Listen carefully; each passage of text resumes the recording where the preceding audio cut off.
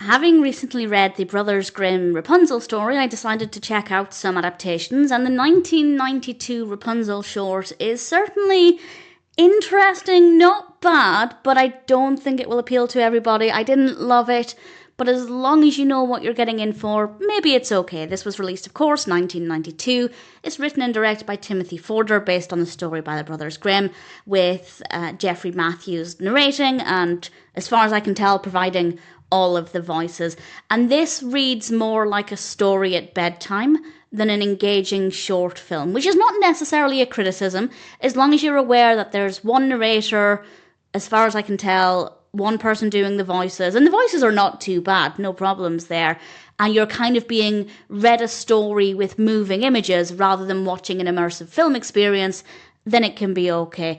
So it's not a criticism, it's just more being aware of what you're getting into. The story does closely follow that of the Brothers Grimm. Very basically, if you're unaware of the story, a witch takes possession of this couple's baby. This baby, of course, grows up to be Rapunzel, who is locked in a tower. She has very long hair.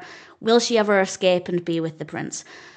It eventually gets to the point where the baby is taken. The pacing, to begin with, is not the best, but I'd say the second half is an improvement. So the pacing could have been significantly better to begin with, but it does pick up. It does definitely get better credit where it's due. That being said, I never really felt like I got a good sense of Rapunzel as a character. Let's say this was my introduction to Rapunzel, to the story, to the character.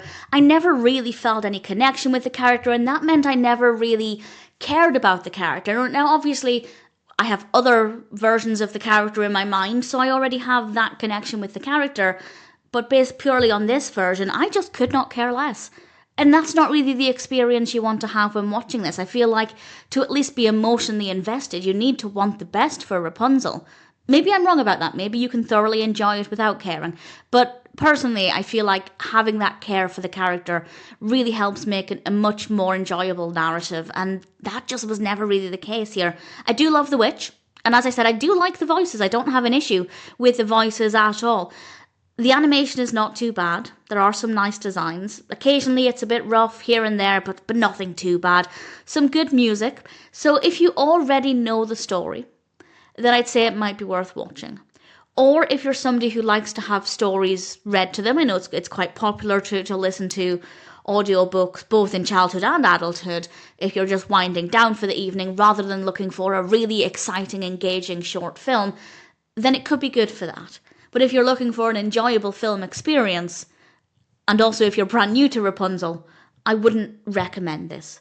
But if you're familiar with the story, if you're familiar with the character, and you don't mind that this feels more like a narrated story with moving pictures, which I guess ostensibly is what it is in this case, then sure, maybe the 1992 Rapunzel is one that's worth watching.